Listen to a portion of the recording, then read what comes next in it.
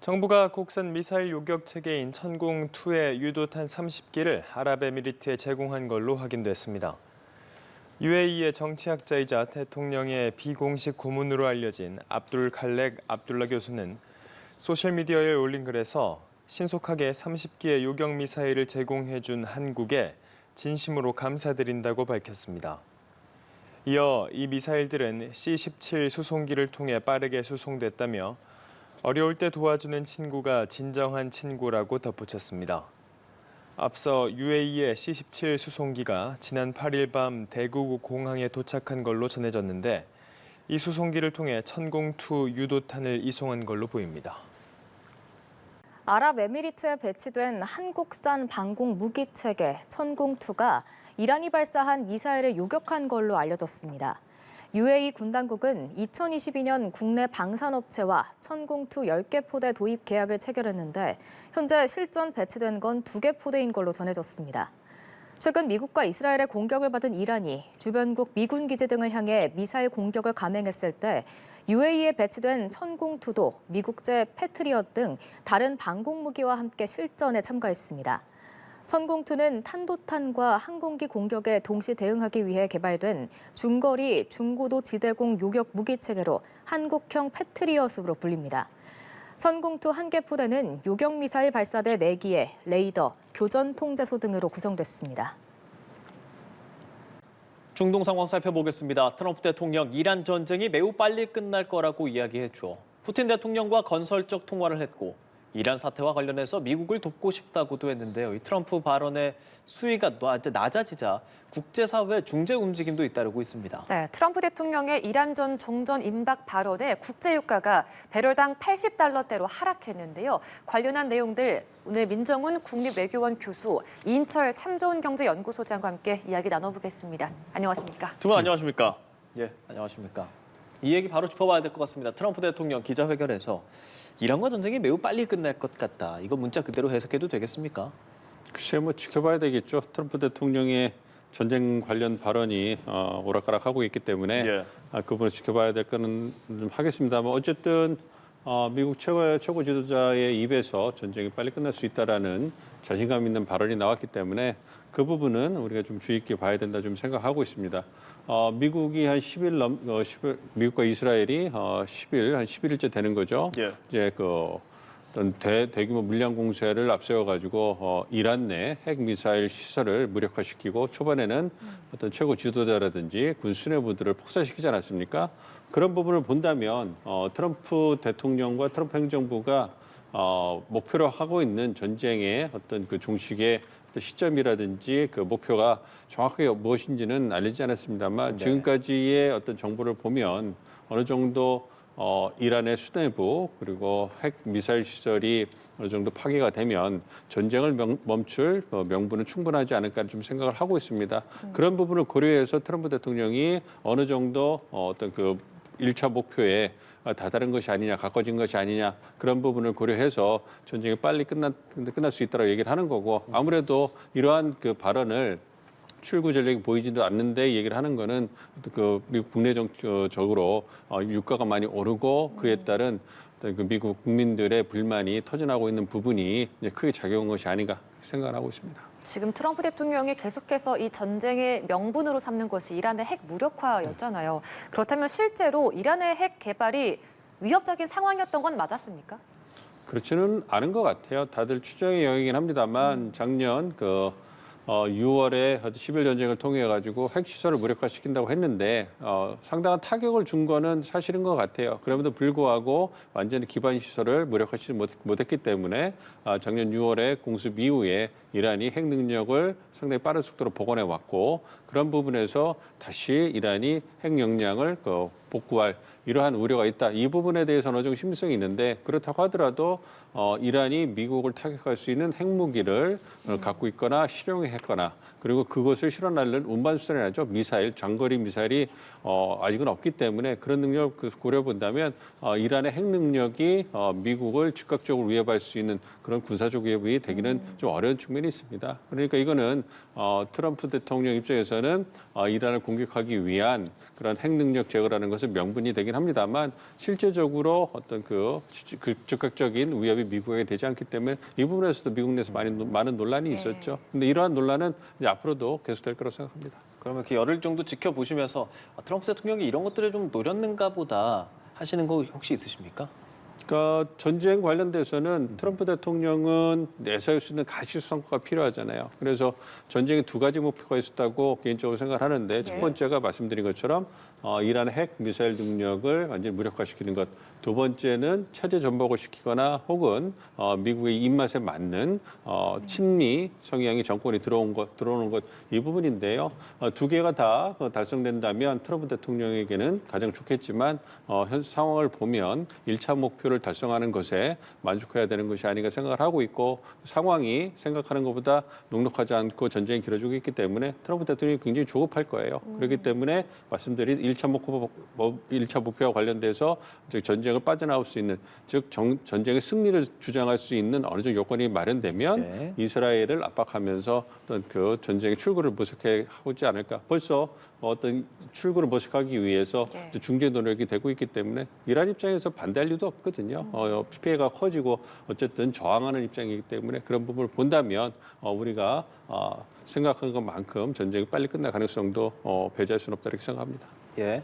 자, 우리가 지금 트럼프 대통령의 발언에 대해서 좀 의미를 짚어봤는데요. 이인철 소장님께서는 일단 이 발언이 나오고 나서 유가는 좀 떨어지는 듯한 모습입니다. 이 얘기 먼저 해주시죠. 맞습니다. 어제 아시아 시장에서 지금 뭐 석택사산 중진류 그리고 이제 북해산 브렌트유가 장중 119달러를 찍었거든요. 야, 이게 지금 전쟁 최악의 시나리오로 JP 모건이 장기화된다면 호르무즈 봉쇄가 장기화된다면 120에서 130달러 갈 수 있다라고 했는데 불과 전쟁 발발 열흘 만에 이 고점을 찍었습니다. 이 지옥문이 열린 셈인데요. 그나마 이제 G7이 소방수 역할을 톡톡히 하고 있습니다. 120달러에 근접한 국제 유가를 80달러대로 끌어내렸습니다. 물론 뭐 트럼프 대통령이 이 전쟁이 이제 마무리 단계에 있다라고 이제 언급을 했지만 G7의 경우에는 재무장관들이 비축유를 공동으로 방출할 수도 있다라고 이제 언급한 것이 크게 영향을 미치고 있는데요. 지금 G7 국가들이 보유하고 있는 전략적 비축유가 약 12억 배럴가량 됩니다. 전 세계가 열 이틀 정도 쓸 수 있는 분량인데 물론 당장에 이제 방출할 단계는 아니다라고 이제 언급을 하고 있습니다만 지금 시장에서 국제 유가가 급등하고 있는 건 재고가 없기 때문이 아니라 불안한 심리로 인한 사재기 현상 때문에 심리거든요. 그래서 투기 세력을 저지하겠다라는 이제 방패 역할을 단단히 한 셈인데 이런 긴박한 상황에서 푸틴 러시아 대통령의 전략적 행보도 굉장히 눈길을 끌고 있습니다. 사실은 지금 유럽으로 향하는 가스는 지금 잠갔어요. 그런데 트럼프 대통령한테 이란전 조기 종식을 제안하면서 에너지 협력의 카드를 꺼내들고 있습니다. 사실 트럼프도 인도에 한해서는 러시아산 원유를 한시적으로 좀 허용해주고 있는 상황이거든요.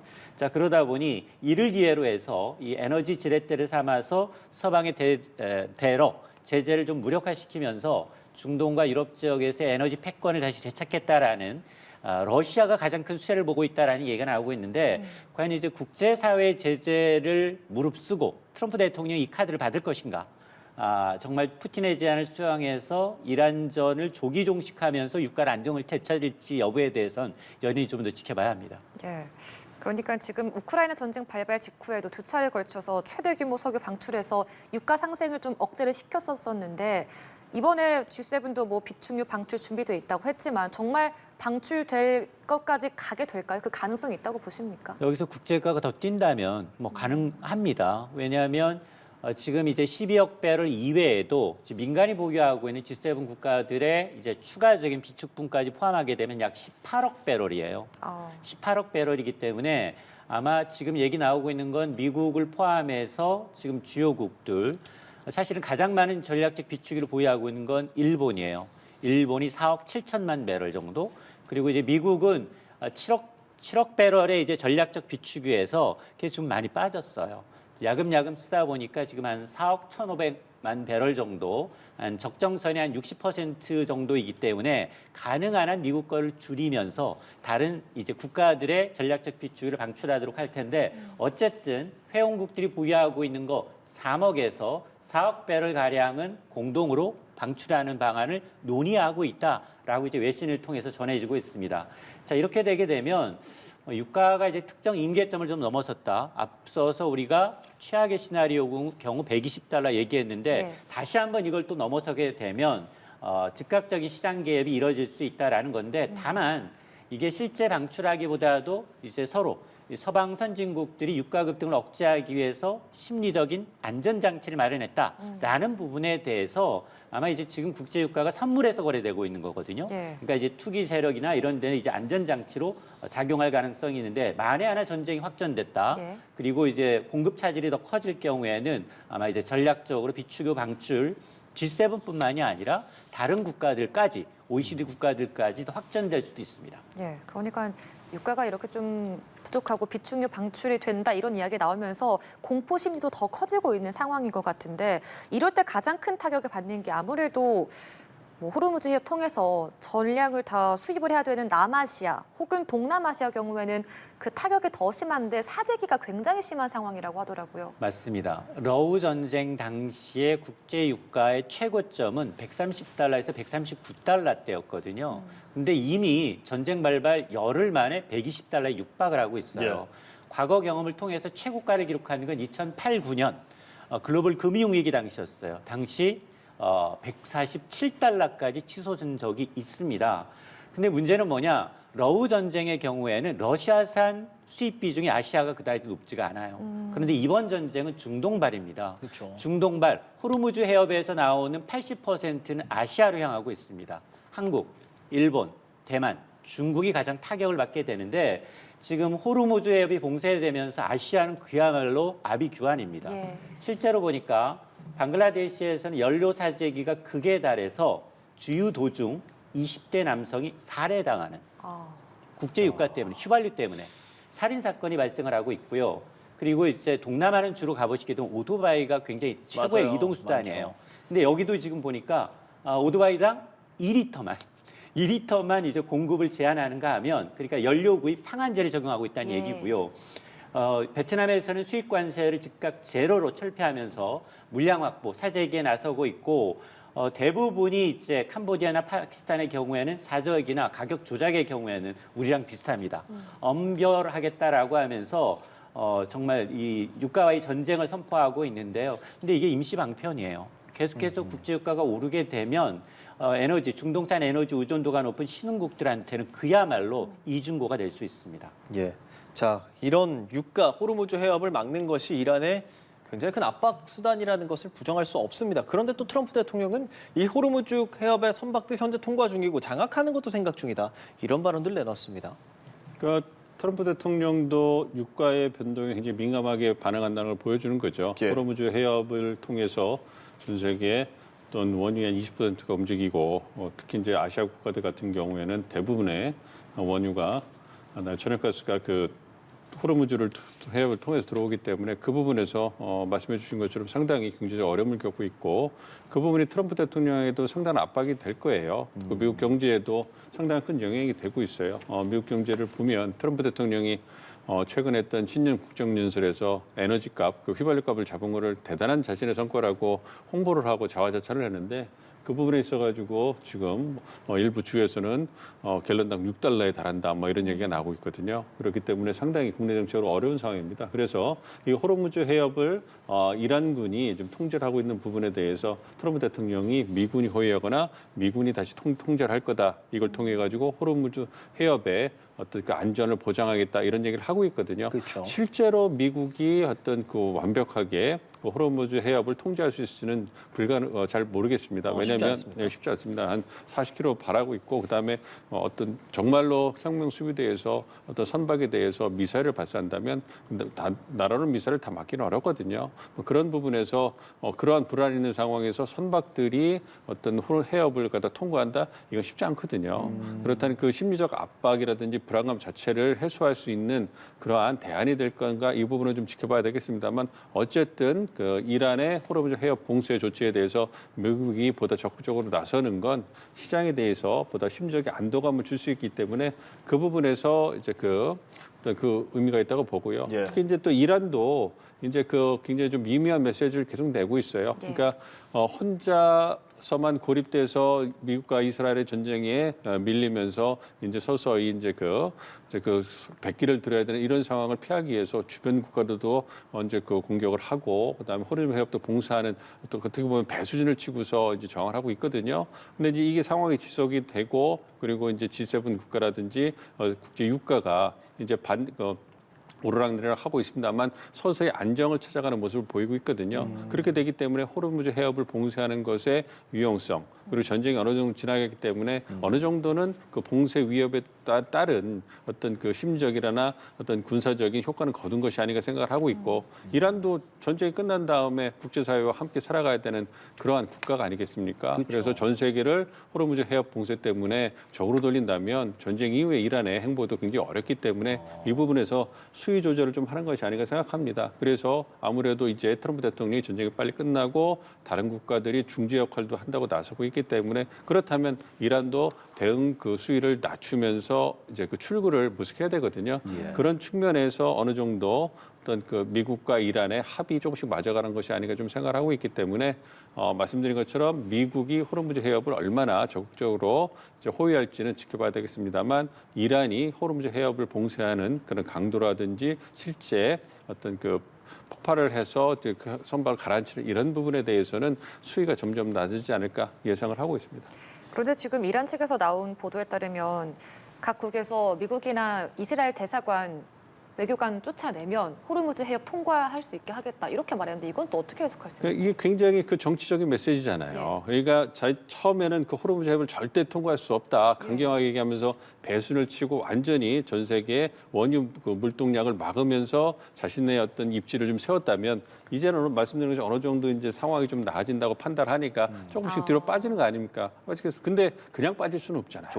조건을 좀 거는 거 아니겠습니까? 그러니까 미국과 이스라엘이 전쟁을 일으켰기 때문에 휴전이나 어떤 종전을 한다면 그걸 명시를 해야 되고 그리고 이와 더불어서 똑같은 그래서 미 외교관을 쫓아낸다는 게 그런 거 아니겠습니까? 왜 쫓아내겠습니까? 전쟁의 명분이 어디에 있다? 미국이 있다는 거 아니겠습니까? 이런 조건을 걸면서 이제 호르무즈 그 해협의 봉쇄를 풀어주겠다 이런 얘기를 하고 있기 때문에 이러한 부분은 이란이 이 봉쇄를 풀 의지가 있다는 걸 전 세계에 보여주는 거거든요. 뭐 이건 조건이라고는 원하면 바뀔 수 있는 부분이기 때문에 그런 부분을 본다면 어떤 세계 경제의 충격이 좀 완전히 낙관하기 좀 이릅니다만 그럼에도 불구하고 긍정적으로 좀 그 전망해도 되지 않을까 생각하고 있습니다. 메시지로 해석해봤을 때 일종의 출구 전략을 모색하는 걸로도 보일 수 있다라는 해석인데 다만 현실적인 상황을 봤을 땐 중동에 있는 산유국들은 감산 움직임을 계속 보이고 있고 그러니까 아람코에서도 2개 유전 감산하는데 이렇게 감산하게 되면 기본적으로 유가는 오르지 않을까라는 걱정을 하게 됩니다. 맞습니다. 어떻게 시각을 좀 가져야 될까요? 가장 안쪽에 들어 있는 이제 쿠웨이트부터 시작을 해서 감산하지 않을 수가 없습니다. 왜냐 석유를 파내도 배가 없어서 이제 나갈 수 있는 길목이 막혔기 때문에 이미 이제 저장은 포화 상태고요. 그러다 보니까 뭐 쿠웨이트를 시작으로 사우디, 아랍에미레이트 대부분이 지금 감산 중에 있습니다. 셀프 감산에 들어가 있는 상황이거든요. 그런 상황에서 지금 사실 국제유가 100달러를 돌파했다라는 건 지옥문이 열린 셈이에요. 불과 열흘 만이고 불확실성의 초입이거든요. 아마 국제금융센터는 앞으로 유가 향방을 크게 3가지 시나리오로 보고 있습니다. 첫 번째가 정말 트럼프 대통령의 얘기처럼 단기간에 끝난다라고 하면 지정학적 리스크 프리미엄이 빠지게 되면 국제유가는 단순히 전쟁 이전 수준으로 돌아갈 수 있습니다. 전쟁 이전 서부텍사산 중진류 가격은 67달러대였고요. 브렌트유는 73달러대였어요. 그러니까 60, 70달러대로 갈 수 있다라는 거고. 근데 두 번째 시나리오는 뭐냐? 분쟁이 장기화되더라도 공급망 타격이 제한적이다라는 거예요. 지금 사실은 이란의 석유시설도 한 20-30여 한꺼번에 동시다발적으로 포격을 당하고 있는 상황인데 이것도 좀 빗나갈 가능성이 높지만 이렇게 제한적인 움직임이다 하더라도 국제유가는 70에서 90달러 선에서 움직일 것으로 보이고 최악의 시나리오는 우리가 이게 가장 피해야 되는데요. 호르무즈 해협이 완전히 막히고 주요 유전 시설이 동시에 파괴됐다. 이럴 경우에 골드만삭스는 이달 말까지 해협 봉쇄가 풀리지 않는다면 150달러도 시간 문제다라고 지금 경고를 하고 있는 상황이거든요. 문제 우리나라예요. 여기 의존도 70%거든요. 유가가 상승하면 유가는 달러를 주고 사와야 되는데 원화 가치는 전 세계에서 가장 빠르게 떨어지고 있습니다.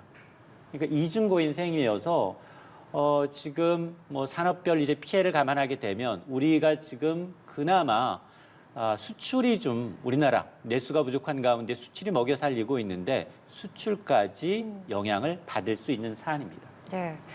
이런 가운데 트럼프 대통령과 푸틴 대통령이 통화를 했습니다. 그리고 나온 이야기가 러시아가 이란 사태 돕고 싶어 한다라고 이야기를 했는데 여기서 러시아가 개입한다면 또 정세가 어떻게 돌아가는 걸까요?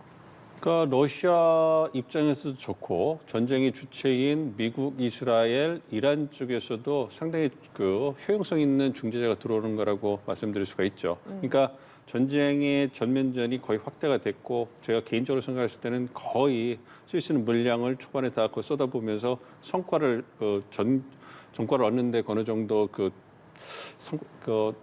집중하면서 결과가 나온 거 아닌가 좀 생각을 하고 있습니다. 그래서 미국 측 얘기가 뭐 미사일 시설의 80%가 이제 파괴가 됐고 해군력, 공군력, 뭐 기지 같은 것도 이제 정보망도 망가졌다고 했기 때문에 사실 트럼프 대통령 입장에서는 그것만 해도 빠져나와도 사실 큰 문제는 없을 거예요. 그리고 무엇보다도 하메네이와 군 수뇌부 지도부를 다 폭사시켰기 때문에 48명이 사망한 거 아니겠습니까? 네. 그만 갖고도 상당한 전과라고 할 수가 있죠. 근데 뭐 이스라엘이 아직 버티고 있으니까 뭐 그런 부분이 있습니다만 어쨌든 이제는 트럼프 대통령이 지속적으로 이제 종전에 대해서 이제 어떻게 보면 어떤 밑에 이렇게 토대를 깔고 있잖아요. 그런 얘기를 막 하고 있기 때문에 이제 그런 분위기에 힘입어서 이제 러시아라든지 중국이라든지 또 중동에서 또 다른 어떤 그런 맹주가 되고 싶은 터키도 이제 들어오고 이런 상황이에요. 그러니까 우리가 개인들이 이렇게 싸움을 하면 처음 막 감정이 격해가지고 막 치고받고 할 때는 옆에서 누가 그러면 화가 더 나고 그러게 가만히 놔두잖아요.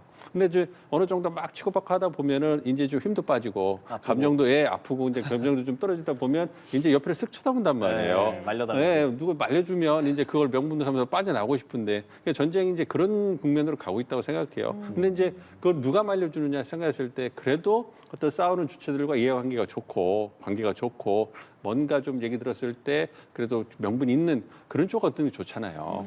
그러니까 국가들도 마찬가지인 거예요. 러시아 같은 경우에는 일단은 러시아 우크라이나 전쟁 때문에 국제적 위상이 완전히 떨어져 버렸어요. 그런 상황에서 이제 이번 전쟁, 이 중동 전쟁에 대해서 중재를 하면 뭔가 러시아의 위상도 세우고 러시아가 그렇게 나쁜 국가는 아니다. 이런 부분에 대해서 위상을 세우고 푸틴 대통령이 전면에 쓸 거 아닙니까? 그럼 푸틴 대통령이 트럼프 대통령하고 관계도 좋고 네타냐후 총리하고도 관계가 좋아요.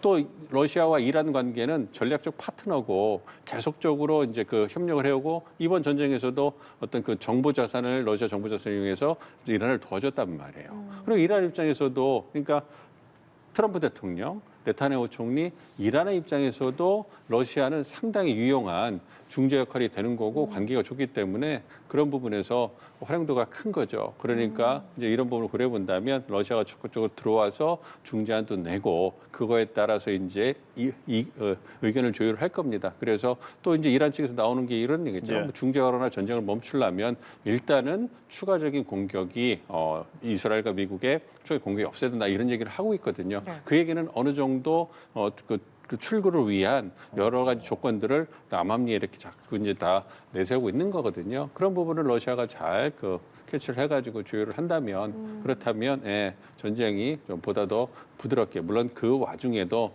모발적 충돌이나 어떤 국지전은 불가피하겠습니다만 그럼에도 불구하고 전면전의 어떤 그런 확대는 좀 멈추고 이제 대화로 이제 좀 돌아설 수 있지 않을까 기대를 하고 있습니다. 이 러시아가 지금 유가와 관련해서도 트럼프 대통령이 러시아에 대해서 러시아 원유에 대해서 제재 해제하겠다라는 것을 시사한 바가 있는데 이건 또 어떻게 또 해석을 해야 되는 걸까요? 아마 이제 여러 가지 옵션 가운데 하나일 수 있습니다. 이미 러시아는 그동안은 사실은 국제사회 제재 때문에 마음대로 원유를 못 팔았잖아요. 헐값에 팔아왔는데 이 전쟁 발발을 계기로 프리미엄이 붙었어요. 북해산 브렌트보다 더 높은 가격에 지금 팔리고 있습니다. 사실 중동이 1등 맛집, 예를 들어서 뭐 성심당의 빵이라고 하면 빵 10,000개를 만들던 곳이 갑자기 물류 때문에 8,000개로 줄어든 거예요. 전 세계가 다 사재기를 하고 있습니다. 그 와중에 이득맞지 그동안 쳐다보지도 않았던 러시아가 오히려 반사이익을 받고 있는 거예요. 그러니까 왜냐하면 러시아가 2대 산유국이에요. 지금 하루에 1,000만 배럴 가량을 생산해낼 수 있기 때문에 호르무즈 해협 하루 물동량의 절반 가까이를 러시아가 될 수 있습니다. 이 카드를 들고서 지금 트럼프 대통령과 협상을 하고 있는 거예요. 내가 중재하겠다. 이런 거 중재해서 종전하겠다. 그러니 나에게 대러 제재 풀어주고 또 이라크전과 관련해서 자기한테 실리될 수 있는 부분을 챙기겠다라는 거거든요. 그래서 아마 저는 이거는 여러 가지 이제 함축적인 의미가 있다고 봐요. 네. 트럼프가 이 카드를 받으면 동전의 양면이에요. 그쵸. 단기적으로는 국제유가가 좀 떨어지겠죠. 당연히 뭐 중동산과는 조금 차질은 있어요. 원유의 좀 질은 좀 다르지만 그럼에도 불구하고 수급상 절반 정도를 메꿔준다고 하니 당장 이제 이 휘발유 가격이 떨어지는 이제 이점은 볼 수 있겠지만 그럼에도 불구하고 다국적 이 연합 이제 유럽연합과의 어떤 관계부터 예. 시작을 해서 이라크전과의 어떤 관계 이런 걸 감안하게 되면 쉽사리 받을 수 있는 카드는 아니에요. 나중에 그 후폭풍을 누가 받느냐? 결국은 트럼프 대통령이 결단하게 되면 트럼프 대통령 모시기 때문에 아마 저는 이거는 여러 가지 카드 중에 하나다라고 생각합니다. 하나만 말씀하시죠. 좀 예, 좋은 포인트고 굉장히 설득력 있는 주제인데요. 그 부분에서 이제 그 미국과 러시아의 관계를 좀 부연 설명드리고 싶은데요. 예. 그러니까 말씀해 주신 거는 미국이 단기적으로는 러시아를 활용하는 것이 어떤 유가라든지 전쟁을 또 출구를 마련하는 데 도움이 되지만 좀 길게 보면 우크라이나 전쟁이라든지 러시아의 영향력 이런 부분에서 좀 그 미국이 좀 우려할 부분이 생길 수 있다 이런 말씀을 해주셨는데 예. 이 부분을 좀 다르게 생각을 해보면 예. 트럼프 대통령 입장에서는 우크라이나 전쟁을 빨리 끝내고 싶어 했고 그거와 더불어서 유럽에서 경제적 이익을 확보하고 싶어 했어요. 그렇기 때문에 러시아와 손을 잡고 전쟁을 빨리 끝내려고 하고 있단 말이에요. 거기에 이제 나토 동맹들과의 관계가 중요한 거 아니냐 이렇게 얘기를 하는데 만약에 트럼프 대통령이 러시아와 나토를 딱 이렇게 저울에 놓고서 경제적 이익이 많이 가는 부분에 손을 들어준다면 이런 면은 우리가 좀 다른 전망을 할 수가 있습니다. 나토 동맹들과의 관계도 관리는 하지만 어떤 그 러시아의 관계에 중점을 두고 전쟁을 빨리 끝내고 또 이제 그 에너지 안보 측면에서 러시아 손을 잡고서 유럽 에너지 지배력을 미국이 확보할 수도 있고 광물을 갖다가 러시아산을 또 확보할 수가 있거든요. 그렇다면 전통적인 워싱턴의 셈법에서 트럼프 대통령이 약간 벗어나서 자신의 혹은 미국의 경제적 이익에 집중한다면 이렇다면 어떤 그 유럽 동맹들과의 관계 그에 따라서 러시아와의 관계를 갖다가 좀 저하하는 게 아니냐 이런 우려보다는 미국의 경제적 이익을 그것도 확대하는데 러시아가 좋은 파트너가 될 거야 이렇게 생각하고 나토와의 관계는 좀 관리하는 데 중점을 둔다면 그렇다면 말씀해 주신 우려도 어느 정도 트럼프 대통령 개인에게는 좀 사라질 수 있는 그런 국면이 있다. 그래서 그런 부분을 고려해 본다면 미국과 러시아 즉 좀 더 정확하게 말씀드리면 푸틴 대통령과 트럼프 대통령의 이해관계를 충족시키는 상당히 좋은 꿀 결합이 될 수도 있다 이렇게 말씀을 드릴 수도 있겠습니다. 두 분과 또 이야기를 함께 좀 들어보니까 뭐 경제적 측면이나 정치적 측면에서 다양한 이해관계가 있다라는 생각이 듭니다. 이 부분 여쭤보고 싶은데 하나 더. 사실 미국과 이스라엘이 이란을 때렸고 하메네이를 축출하는 상황이었었잖아요. 그리고 나서 사실 이란은 이제 반격도 하고 그런 상황에서 모즈타바를 선출했단 말이죠. 그러면 미국에서는 누가 되든지 뭐 예를 들면 뭐 어떻게 할 수 있다라는 식의 얘기들을 했었는데 종전을 다시 얘기하는 이런 상황으로 간다면 이게 그러면 이 모즈타바에 대해서는 어느 정도 그냥 말만 하고 인정을 하는 건가? 아니면 정말 어떤 작전을 펼치게 될 것인가? 이런 부분에 대한 궁금증도 생겨요. 뭐 가능성은 다 열어놓고 봐야 되겠습니다만 뭐 좀 개인적으로 생각할 때 뭐 예. 제2의 참수 작전은 어려울 거라 생각을 하고 있어요. 그러니까 말씀드린 것처럼 미국 트럼프 행정부의 이번 전쟁의 목표가 1차가 핵미사일 전략 무력화하는 거고 두 번째가 체제 전복 이었는데 2차 목표 쉽지 않을 거예요. 그러니까 1차 목표, 2차 목표 했을 때 트럼프 대통령은 1, 2차 다 얻고 싶지만 이란이 강하게 저항을 하고 있고 말씀하신 것처럼 무스타파 이제 하메네이를 차기 지도자로 선정을 했잖아요. 그러니까 이란 내에도 이 그 차기 지도자에 대해서 완전히 신망이 있거나 어떤 그러한 합의가 있는 게 아님에도 불구하고 그 폭사로 인해 가지고 선택지가 많지 않고 그다음에 혁명수비대가 힘이 강한데 그 지지를 받고 혁명수비대의 이해관계를 충족시킬 사람이 그나마 무지타파였기 때문에 선택이 됐다고 생각을 하고 있습니다. 네. 그래서 이제 이란이 어떻게 반미 성향의 차기 지도자를 선정을 했기 때문에 이제 미국 입장에서는 뭐 제2 참수 작전을 할 가능성이 있습니다만 예. 이 참수 작전을 할 목표라든지 어떤 후폭풍이 어떤 그 참수 작전의 어떤 성공으로 얻을 수 있는 그 성과보다 훨씬 크다고 생각이 돼요. 이번에 하메네이를 제거하면서 충분히 전쟁을 하는데 상당히 어려움을 미국도 겪고 있지 않습니까? 국내 정치적으로 뭐 그런 상황에서 또다시 참수 작전을 지도자를 제거하기 위해서 한다. 그러면 이란의 강경한 저항의 불보듯 뻔하잖아요. 그럼 이게 전면전은 아니더라도 테러와의 전쟁으로 들어가가지고 미국이 상당히 그러니까 이번 전쟁을 통해서 우려하는 것들이 뭐냐면 전문가가 한동안 안정됐던 테러와의 전쟁, 테러 전쟁이 다시 전 세계를 이제 공포에 빠지게 하는 거 아니냐 이런 우려거든요. 그럼 참수작전을 하면 힘이 상대로 약하고 이번 전쟁을 통해서 어느 정도 군사적 기반이 다 거의 무너진 이란으로서는 선택할 수 있는 옵션이 거의 테러전이거나 어떤 그 비정규전으로 들어갈 가능성이 크거든요. 과연 그것이 미국의 이익에 부합할 것이냐.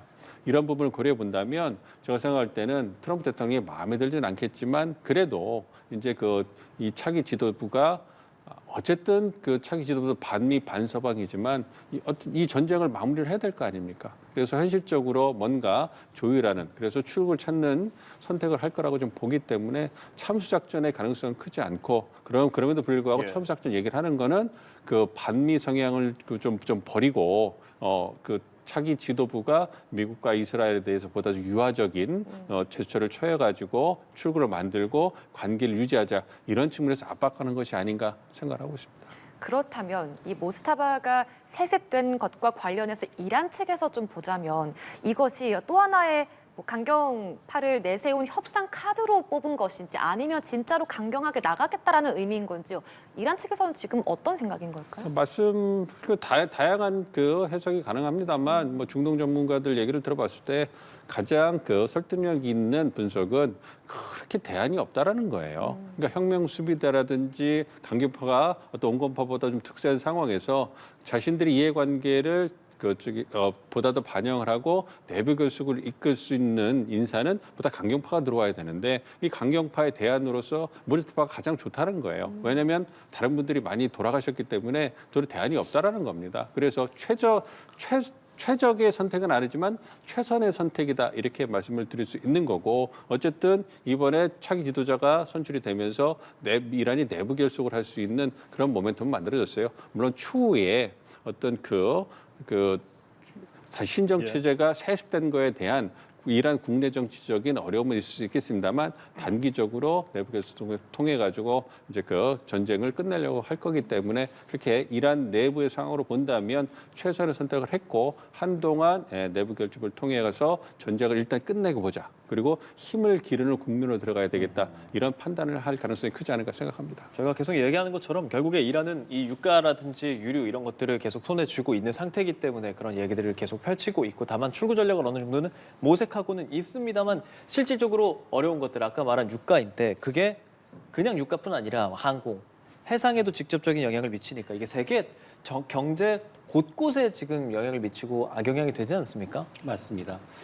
지금 유가 급등에 가장 이 영향을 받고 있는 항공주들이에요. 예. 항공주는 일단은 비행이 중동 지역 운항을 이제 중단하다 보니까 항공주들 좀 심각한데 또 유가가 오르는 것도 문제입니다. 항공유가 많이 오르게 되면 지금 최근 일주일 새 국제 유가가 한 30% 가까이 올랐거든요. 이러면 대한항공의 경우에 연간 1조 4천억 원 가까운 추가 손실이 우려가 됩니다. 여기다 석유화학업계는 지금 중국과 저가 경쟁하고 있는데 지금 국내 최대 에틸렌 생산 지역이죠. 여천 NCC. 납타 분해 시설이 일단 공장 일부 중단을 이제 선언을 했고요. 더 큰 문제는 반도체예요. 반도체는 24시간 공장이 돌아가야 돼요. 한 개의 이제 소재가 떨어져도 수급이 안 돼도 공장 전체가 멈춥니다. 근데 여기에는 반도체 굉장히 이제 고온의 반도체를 냉각하는데 웨이퍼 냉각에 필요한 이제 헬륨 가스 아마 화학 시간에 배우셨을 텐데 수소 다음 수헬리베 헬륨이라는 가스가 있어요. 이게 아마 이제 목소리를 변조하거나 이런 데 그렇죠. 쓰이는 이 헬륨 가스가 중동산 의존도가 거의 90%인데 이게 대체 지역이 별로 없어요. 그런데 이게 지금 가스다 보니까 재고가 많지가 않습니다. 근데 이게 이제 호르무즈 해협 봉쇄로 공급망이 완전히 중단되다 보니까 지금 24시간 돌아가야 되는 반도체 공장에도 장기화되면 문제가 생길 수 있다는 얘기거든요. 이 반도체가 문제가 생긴다? 수출 멈추고요. 증시 멈추고요. 네. 그리고 뭐 무역 수지부터 시작을 해서 모든 이 기관 산업이 다 이제 멈추기 때문에 이번 중동 사태가 단순히 어떤 유가의 상승을 넘어서 에너지 비용 문제, 공급망 문제, 글로벌 수요까지 복합적인 산업 전반의 리스크로 작용할 수 있습니다. 예, 그래서 이번 중동 사태와 관련해서 우리 정부가 비상경제점검 회의를 열었습니다. 가장 급한 기름값과 관련해서는 금주부터 최고 가격제 시행하겠다고 했는데 이게 무엇인지 그리고 바로 그럼 기름값에 반영이 되는 건지 좀 궁금한데요. 일단 기름은 주 후반 이거 나오고 난 다음에 넣으세요. 제 생각. 예. 기름은 이제 빨리 넣지 마세요. 이번 주 버스 타야 되겠네요. 예, 맞습니다. 이번 주 후반에 넣으시면 기름값이 제 추측이에요. 예. 예, 예. 리터당 100원 이상 내려갑니다. 아, 일단은 이제 이 대통령이 주문한 게 크게 세 가지예요. 첫 번째가 석유 가격 최고 가격제를 신속하게 시행하라. 이번 주 시행하겠다라고 얘기했기 때문에 아마 산자부가 오늘 내일 이제 타이밍을 저울질하고 있고요. 이거는 사실은 국가가 비상사태일 경우에 국가가 나서서 가격 상한제를 정할 수 있습니다. 이제 석유사업법 23조를 근거하고 있는데 위반할 경우에는 2년 이하의 징역, 2천만 원 이하의 벌금에 처할 수 있기 때문에 그렇다면 문제는 어떻게 할 거냐? 과연 정유세 가격을 지정할 건지 주유세 가격을 지정할 건지가 문제잖아요. 우리는 주유소 가격 지정했으면 좋겠지만 여기는 알뜰 주유소도 있죠. 인건비도 있고요. 임대료도 차이가 나기 때문에 주유소 가격을 통제하기보다는 정유소가 주유소에 공급하는 공급 가격을 컨트롤할 가능성이 높은데 그러면 공급 가격의 상한선을 두게 되면 적어도 2주 단위로 지역별로 그리고 유종별로 가이드라인 상한을 정하겠다는 겁니다. 그래서 그 상한선을 반드시 지켜야 하는데요. 여기에다가 두 가지가 더 있어요. 정부가 지금 전략적 비축이 208일 가운데 열흘분 2천만 배럴을 풉니다. 타이밍을 보고 있어요.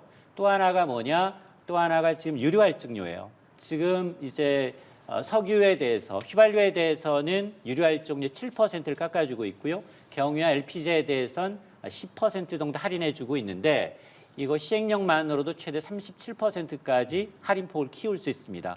그러니까 이 세 개가 조합이 되면 저는 적어도 이제 휘발유 가격이 전쟁 수준 이전으로 돌아갈 것으로 보거든요. 그러면 휘발유 가격 1,700원대 1,700원, 800원대까지 내려갈 수 있기 때문에 물론 이걸 하나씩 처음에는 이제 이 최고 가격 상한제부터 먼저 시행을 하고 추이를 보면서 두 번째, 세 번째 카드를 넣을 수도 있고 아니면 처음부터 세 개를 한꺼번에 내놓을 수도 있는데 전 전제할 가능성이 좀 높아 보이니까 가능하면 기름은 조금 늦게 놓으시는 것이 예. 유리합니다. 자, 이게 오늘 중동 대담이라 짧게만 듣기는 해야 되는데 기름은 뭐 후반에 넣는다라고 해도 예. 그럼 하이닉스랑 삼성 어떻게 해야 되지? 이런 생각하시는 분들 많습니다. 증시가 지금 워낙에 난리잖아요. 예. 어떻게 좀 답해 주시겠어요? 저는 예. 앵커님한테 물어보고 싶어요. 5만 원대 삼성전자를 팔지 않고 갖고 계시거든요. 야수의 심장을 갖고 계시다면 정말로 지금 참여를 하는데 지금 야수의 심장이 너무 많아요. 한국 증시에 지금 이제 신용융자라고 해서 증권사에서 빌린 돈이 33조 원입니다. 6개월 만에 10조 원 넘게 늘어났고요. 이것도 부족해. 직장인들 마이너스 통장 쓰고 있어요. 네. 이게 닷새 만에 1조 3천억 원 늘었어요. 비투가 너무 심하죠. 마이너스 통장은 안 쓰죠. 안 쓰죠. 안 쓰죠. 예. 네. 정말로 이거는 이렇게 하루에 지금 한국 증시가 어떤 날은 세계 수익률 1위예요. 예. 어제 세계 수익률 꼴찌였어요. 오늘 다시 개장하자마자 지금 5% 넘게 코스피 매수 사이드카가 발동을 하고 있습니다. 이렇게 변동성이 큰 장세는 역대 없었어요. 이럴 때는 전쟁은 예측의 범위를 넘어섭니다. 대응의 영역이거든요. B2는 100전 100패예요. 여기서 뭐 삼성전자, SK하이닉스 제 주위에도 15만 원 가면 사야지라고 했는데 어제 17만 원까지 떨어졌고요. 지금 다시 18만 원, 19만 원대거든요. 그러니까 저는 이제 떨어질 때 정말로 남은 여윳돈이 있다면 분할 매수하는 거는 저는 추천을 드립니다. 예. 그럼에도 불구하고 이거를 뭐 예를 들어서 이제 빚을 냈다거나 레버리지 투자 한꺼번에 나는 지수 상승의 2배를 먹겠다 이런 데 투자하는 건 굉장히 위험합니다. 예. 자, 짧게 마지막 질문 좀 임 교수께 드리고 싶은데요. 저희가 일단 전제 상황은 다 이야기를 좀 했는데 이번에 이란전에서 UAE가 이란 공격에 맞서서 천궁을 사실은 실전 배치를 했어요. 저 공군 미사일 사령부에서 장교 생활을 했었거든요. 천궁 부대도 저희 예하에 있었는데 이번에 실전에서 거의 90% 요격이 돼서 거의 팩2 뭐 이런 것도 팩3랑 맞먹을 정도의 요격률을 보였다. 상당히 자랑스러울 생각할 수 있는 부분이죠. 그렇습니다.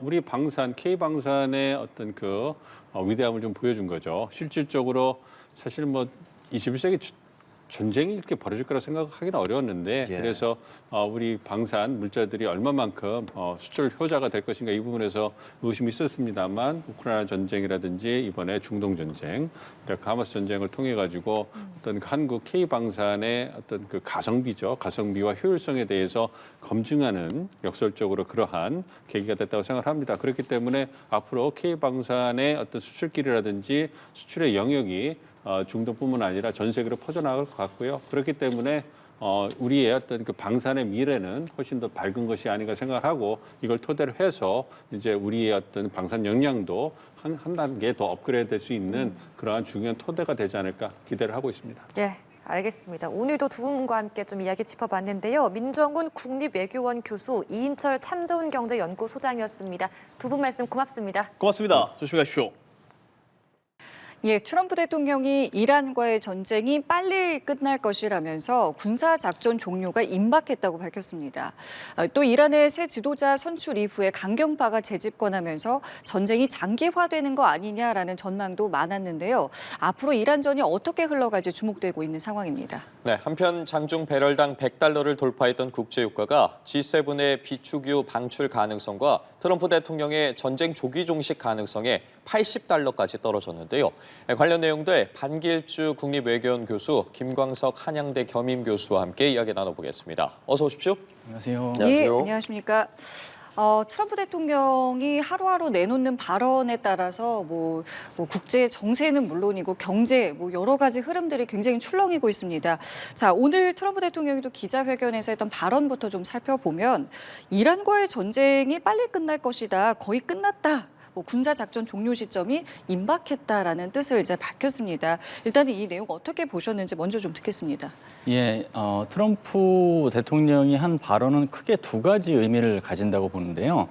지금 미국은 두 개의 전선에서 싸우고 있습니다. 국내 전선과 이란 전선인데 국내 전선에서는 미국 국민들을 향해서 이 전쟁이 상당히 성과를 거두고 있다라고 얘기함으로써 지금 수세에 몰리고 있는 국내 정치의 여건을 좀 뒤집으려고 하는 그런 의도가 좀 있는 것이죠. 예. 그리고 이란 전선에서 본다고 하면 이게 장기전으로 가게 될 경우에는 뭐 중간선거뿐만 아니라 결국은 미국이 전쟁이라는 늪에 빠지기 때문에 출구 전략을 가져가야 되는데 출구 전략의 여건을 조성하는 측면에서 얘기했다. 아직 출구까지는 가지는 않더라도 네. 출구 전략의 여건을 조성해야 된다라는 의미가 있는 것 같아요. 근데 좀 더 이제 짚어보면 이번 기자회견에서 강조했던 부분이 도드라진 게 미사일과 드론 같은 기지나 이렇게 시설, 공장 이런 거를 이제 80% 무력화했다는 얘기를 해요. 예. 근데 그게 사실은 미국이 이란을 상대로 장대한 분노 작전을 개시할 때 생각했던 목표를 세 가지로 나누어 본다고 하면 네. 정치적 목표는 레짐 체인지 혹은 레짐 체인지에 준한 효과, 그다음에 전략적 목표로는 이란 비핵화, 그다음에 군사적 목표로 이제 미사일이나 드론과 같은 적 군사 인프라를 와해시키는 건데 지금 군사적인 목표만 계속 얘기를 하고 있어요. 그 얘기는 전략적 목표하고 정치적 목표를 달성하기에는 이게 쉽지가 않은 상황이다라는 것을 역으로 암시하는 것이거든요. 그래서 결과적으로 본다면 예. 생각하고는 다르게 전장의 지형이 움직이는 것에 대한 어떤 그 의미도 내재적으로는 담고 있다고 봅니다. 그리고 이런 질문도 받았죠. 이 이란과의 전쟁이 그러면 종료되는 시점에 대해서는 뭐 단독으로 뭐 결정을 하는 것이냐 아니면 이스라엘과 같이 하는 것이냐라고 묻는 말에 뭐 여러 가지 좀 뉘앙스가 섞여 있긴 했습니다만 일단 뭐 공동으로 어느 정도는 공동으로라는 이제 발언을 했는데 지금 방금 들어온 속보에 의하면 이란에서는 전쟁을 끝낼 결정은 우리가 하는 것이다 라면서 항전을 고수하는 뜻을 밝혔습니다. 그러니까 이 전쟁을 끝내는 뭐 글쎄요 시점이라는 게 참 어렵기는 합니다만은 이란에서는 우리가 안 하면 이거 안 끝난다라는 입장을 또다시 밝혔습니다. 그러니까 전쟁이라고 하는 것은 싸우는 양방이 있는 것이죠. 그 한쪽에서 전쟁을 끝내고 싶다 하더라도 그 전쟁을 끝내는 것 자체가 이제 쉽지가 않습니다. 아무리 강대국이라 하더라도. 그래서 시작은 미국과 이스라엘이 했지만 이 상황에서 이제 또 반격을 가하는 이란이라는 또 행위자가 있기 때문에 두 진영 간의 상호작용을 통해서 종전이라는 게 있는 것이기 때문에 일방에선 할 수가 없다. 다만 미국과 이스라엘이 종전에 대해서 같이 이제 결정할 것이라는 뉘앙스를 한 것은 네. 그 전쟁의 시작의 가치였다라는 것에 이제 뉘앙스를 둬야 될 것 같아요. 미국이 굉장히 이례적으로 중동에서의 작전은 보통 다국적군 작전으로 진행했거든요. 유엔 안보리 결의가 통과되면 유엔 차원에서 작전을 할 수가 있지만 그게 이제 중동에서 안 됐기 때문에 대체 카드로 꺼낸 게 다국적국 작전이었는데 이번에는 미국과 이스라엘이 두 국가만 해서 공습을 가져갔단 말이죠. 그렇게 시작을 이례적으로 했기 때문에 종전하는 과정에서도 같이 해야 된다라는 이제 뉘앙스를 담은 것이라고 보는데 여기에서 사실 미국이 국내 정치적으로는 또 이제 수세 트럼프 행정부가 몰리는 게 나타냐후의 그 이스라엘 국내 정치에 어떤 도움을 주기 위해서 미국이 너무 무리수를 둔 거 아니냐라는 그 지탄도 있거든요. 예. 그런 상황에서 과연 이런 종전 결정까지 같이 가는 게 얼마나 가능할지 거기에 균열이라고까지는 아니더라도 어느 정도 거리두기에 나서는 모멘텀도 있을 거라고 봅니다. 예를 들면 이 전쟁이 미국이 원하는 식으로 가지 않을 경우에는 예를 들어서 이스라엘이 이렇게 얘기할 수 있겠죠.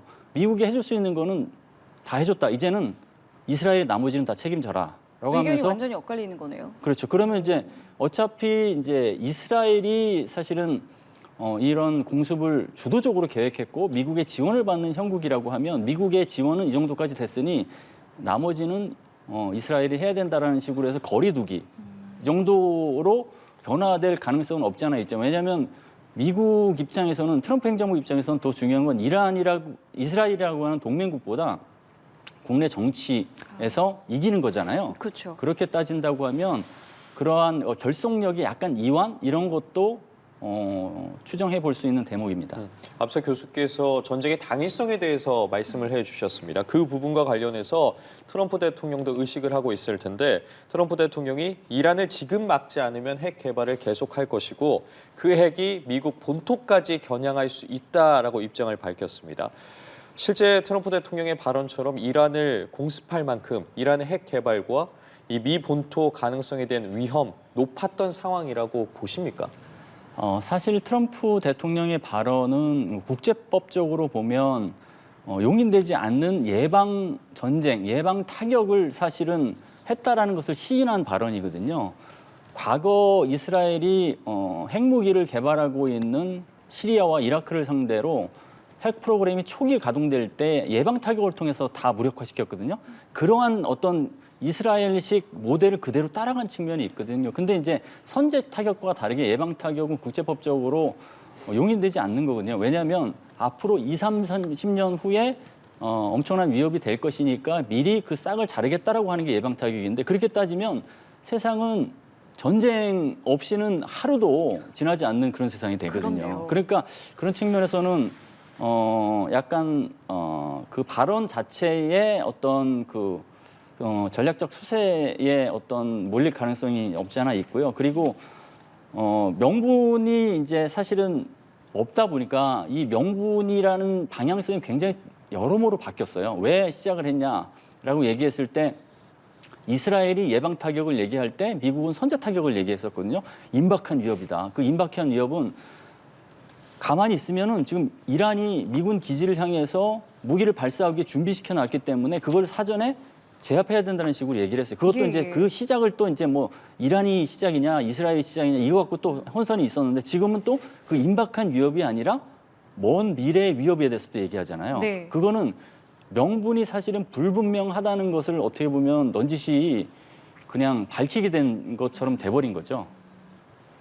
자, 그렇기 때문에 지금 이 트럼프 대통령이 이 부분을 계속 어쩌보면 좀 강조를 하고 있는 상황이고, 또 오늘 기자회견에서 푸틴 대통령과 전화 통화했다, 약 1시간 정도 했다라면서 이 부분도 밝혔는데, 글쎄요, 굳이 언급을 어쨌든 하고 전화 사실을 밝힌 거 아니겠습니까? 그 의도도 궁금한데요.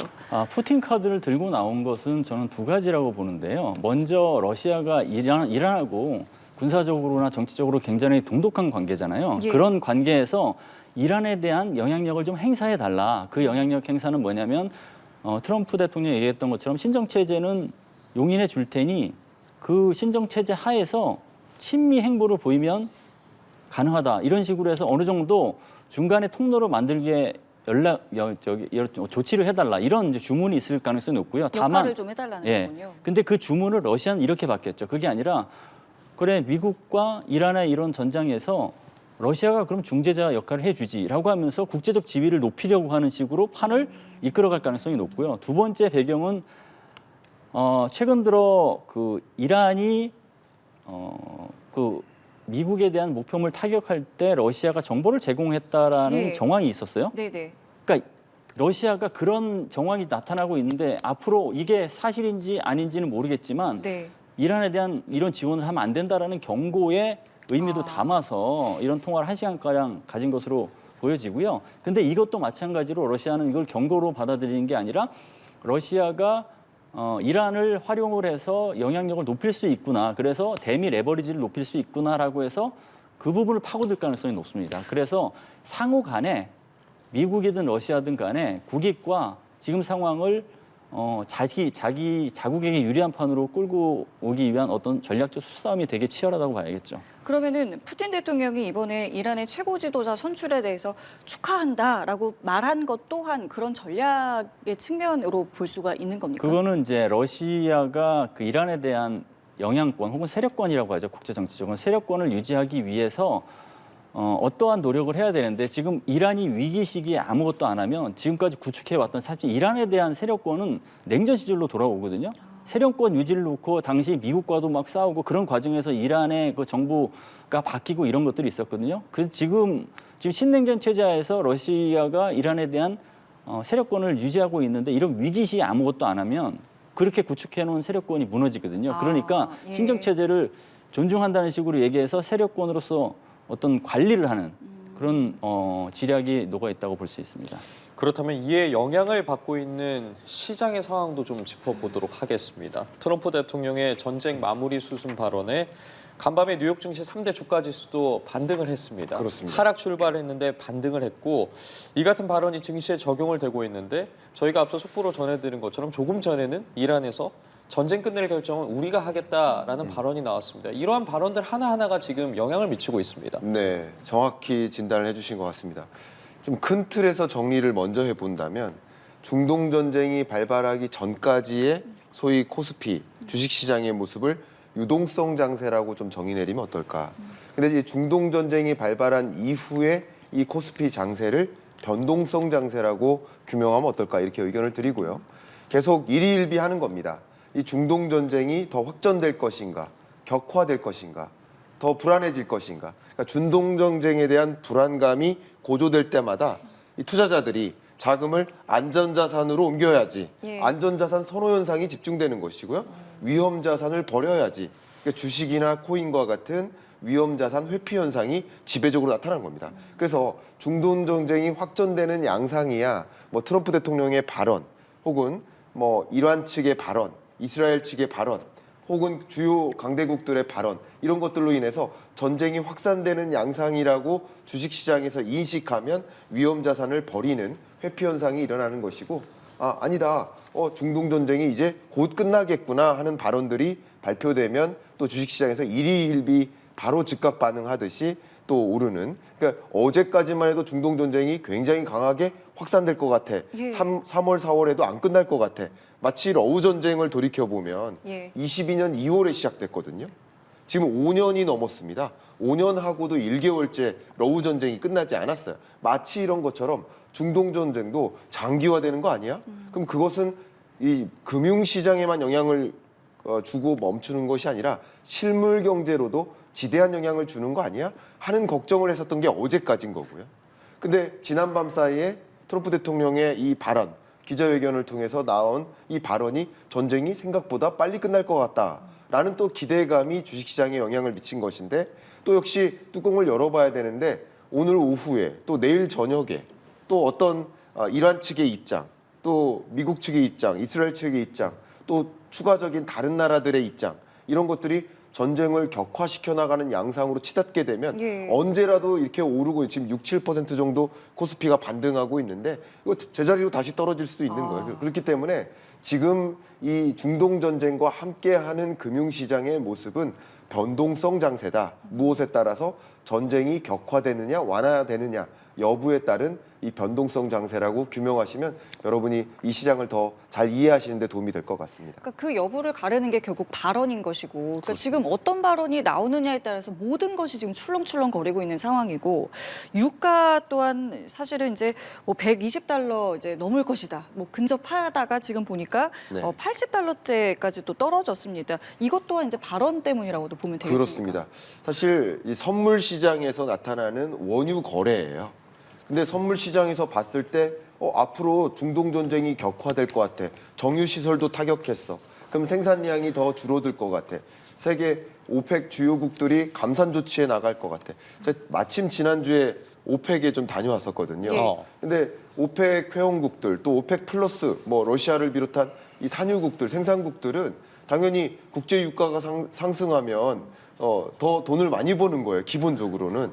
왜냐하면 주된 수입처가 원유 팔아서 국가를 유지하고 있는 나라들인데, 근데 국제 유가가 올라가는 과정에서 더 즐거울 수도 있는 겁니다. 그런데 정유 시설을 파괴하고 호르무즈 해협을 봉쇄하면 이 원유 정제 시설이나 생산 시설을 계속 추가적으로 가동할 수가 없게 됩니다. 왜냐하면 갖고 있는 창고에 제한이 있기 때문에. 그렇기 때문에 이런 정유 시설 파괴라든가 뭐 여러 가지 조치들을 취하다 보면 아무래도 감산할 수밖에 없을 것 같아. 증산할 수 없을 것 같아. 이런 종류의 역시 전쟁의 경과에 따라서 원유 생산이나 공급량의 차질이 있을 수도 있고 없을 수도 있고, 이런 것들이 계속 선물 시장에서 국제 유가를 결정짓는 거죠. 네. 비트코인 가격이 오르고 내리듯이 국제 유가도 선물 시장에서는 실시간으로 오르내리고 있기 때문에 지금 나타나고 있는 전쟁의 경과에 따라서 주요 리더들의 발언에 따라서 국제 유가가 출렁일 수밖에 없는 것이다. 이렇게 의견을 드리겠습니다. 그 발언에 대한 부분도 있지만 근본적으로는 이란이 지금 호르무즈 해협을 봉쇄함으로써 원유 가격이 오르고 있는 그렇습니다. 영향이 가장 크지 않겠습니까? 그렇습니다. 이 부분과 관련해서도 좀 봐야 될 것 같습니다. 네, 호르무즈 해협을 통과하는 유조선이 하루에 대략 100척 정도 됩니다. 근데 이 100척 정도에서 완전히 봉쇄한 것은 아니고요. 중국을 향하는 유조선이라든가 이러한 선박은 그냥 통과시킵니다. 그 밖의 선적은 위협을 가하거나 합니다. 이런 국면에서 정말 중요한 영향이 뭐냐면 해운 물동량이 크게 위축됨으로써 유조선 물동량이 줄어들면서 국제 유가가 상승하는 경향도 있지만, 또 한 가지 중요한 것은 해상 보험료가 오릅니다. 보험회사들이 보험을 들어주고 싶지 않아요. 그러니까 보험료가 오르니까 그 보험료를 부담하면서 호르무즈 해협을 통과할 수가 없고요. 그리고 호르무즈 해협을 우회하는 경로로 가니까 공급량은 더 제약이 걸리고, 또 우회하다 보니까 실이 더 걸리고 가격도 올라가고 물류비가, 이런 것들이 반영되다 보니까 국제 유가가 상승하는데, 결국 호르무즈 해협 봉쇄 조치가 무마되느냐, 아니면 호르무즈 해협 봉쇄 조치, 지금 완전 봉쇄는 아니지만 완전 봉쇄하는 기준으로 계속 유지되느냐, 이 여부가 역시 원유 선물 시장에서 가격을 결정짓는 굉장히 중요한 변수가 되고 있다라고 의견 드리겠습니다. 예, 자 이렇기 때문에 지금 말씀하신 이란의 호르무즈 해협과 관련해서 앞으로 이란은 어떻게 할지, 그리고 미국에선 또 어떻게 나올지, 이 부분도 이제 상당히 주목이 되고 있는 상황인데요.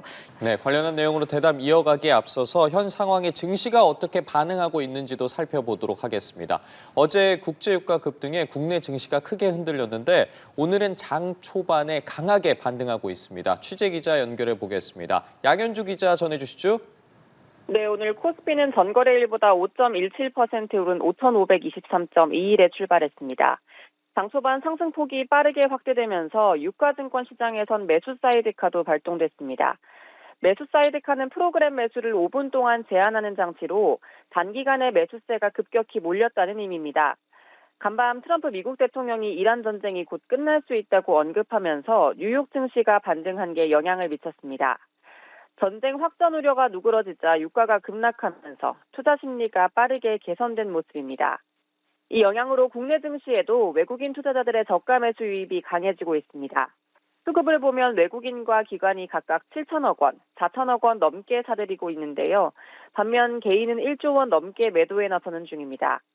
삼성전자와 SK하이닉스 등이 9%, 11% 넘게 반등하면서 19만 전자, 93만 닉스를 회복했습니다.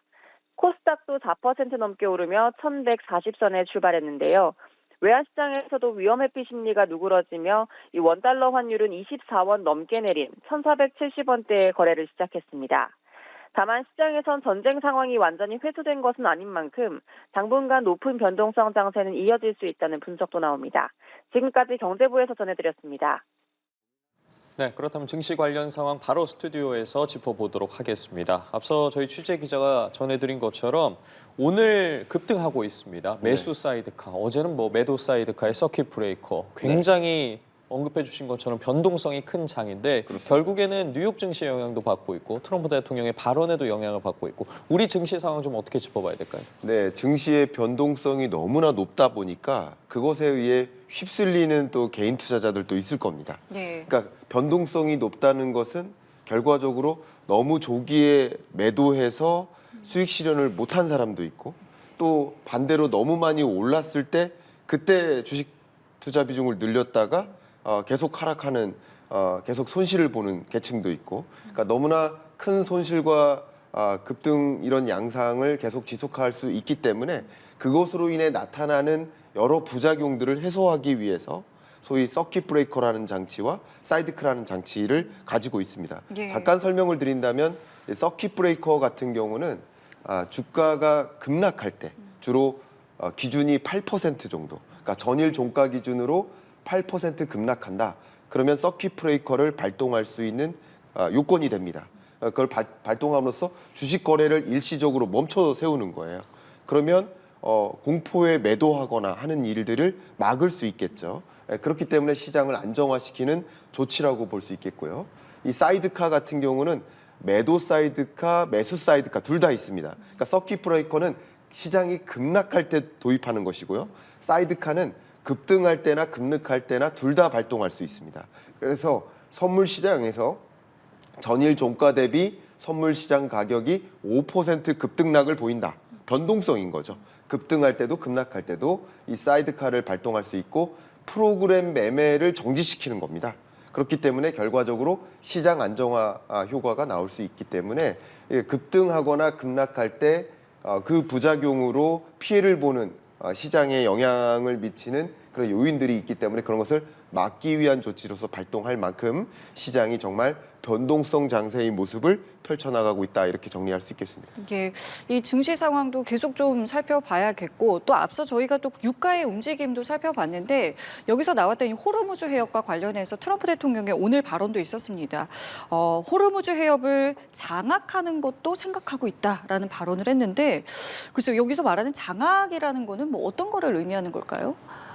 장악의 의미는 해양 안보를 지켜야 된다. 이게 이거죠. 해양 안보 측면에서 본다면 땅에서 보면 고속도로와 같은 지역과 지역을 연결하는 지방과 지방을 연결하는 도로가 있잖아요. 그러니까 바다에도 바닷길이 있거든요. 그것을 해상 교통로라고 부릅니다. 근데 해상 교통로를 지켜서 해상 운송이 자연스럽게 이동할 수 있도록 하는 게 미군이 보통 하고 있는 항행의 자유작전이라고 하는 게 있거든요. 항행의 자유작전이 남중국해, 동중국해, 대만 해협, 여기 인도태평양에서 굉장히 주목을 받은 작전이었는데 마찬가지로 여기에서 항행의 자유작전을 통해서 해양안보를 즉 해상 통제권을 미국이 가져가면 안전하게 해상 운송이 이루어질 수 있다. 이 개념을 이제 언급한 거예요. 근데 다만 호르무즈 해협에 대해서 항행의 자유 작전을 통해서 얼마나 해상 운송의 그 안전성을 보장할지에 대해서는 뭐 담중국해하고는 좀 다른 상황이 있습니다. 예를 들면 호르무즈 해협은 그 좁은 곳은 폭이 40km에 불과하거든요. 그래서 페르시아 안에서 오만만으로 가는 그 사이에 호르무즈 해협이 있는데 그걸 초크 포인트라고 해양안보적인 얘기하는데 거기에서 과연 이 미국의 항행의 자유작전이 일반적인 항행의 자유작전이 효과를 발휘할 수 있을지는 미지수인 부분이 있거든요. 왜냐하면 항행의 자유작전을 일반적으로 하면 그 넓은 바다를 대상으로 기동하면서 레이더 뭐 이런 것을 이용해서 해야 되는데 호르무즈라는 좁은 해역에서는 사실은 근접 호송을 해야 되거든요. 네. 근접해서 호송을 한다고 하면 천여 척의 선박이 오고 가는 지역을 얼마나 많은 함정이 투입돼야지 이것을 가능하게 하느냐라는 이제 문제가 있는 거예요. 그렇기 때문에 결국은 물리적으로도 쉽지가 않고 만약에 그렇게 한다 하더라도 좁은 지역을 미 군함이 통과하게 되면 자연스럽게 고가표적인 미 군함이 이란 이슬람 혁명 수비대의 표적이 될 수 있어요. 그런 리스크도 있기 때문에 해상 통제권을 장악하고 해양 안보를 지켜야 된다라는 그런 의지는 발현하지만 그게 쉽지 않을 점만이고 더군다나 그 지역에 대해서 갖고 있는 이란 이슬람 혁명 수비대의 강점이 있거든요. 두 가지가 있는데 지리적 이점. 바로 앞에서 그 지역을 장악해온 여러 가지 이점이 있기 때문에 멀리에서 이제 온 미군하고는 차이가 있는 게 있고 두 번째는 전술적인 이점인데 거기에서 이 문제를 국제 안보화하기 위해서 호르무즈 해협을 볼모로 잡기 위해서 기뢰도 5,000여 개 갖고 있고 그다음에 작은 선박을 위해서 공격하는 전술도 갖고 있고 그다음에 미사일과 드론을 이용해서 타격을 하고 그러니까 이런 것까지 다 고려하면 작은 위험에도 사실은 민간 선박은 그 지역을 지나가기 어렵거든요. 네. 근데 이 정도 이란이 능력을 갖고 있다고 하면 미국이 그 많은 전력을 여기에 투입함으로써 실제로 캠페인이라고 하는 이 전역에서의 작전을 줄이면서 여기까지 투자를 해야 되느냐 측면에서는 아마 많은 고민이 필요할 겁니다.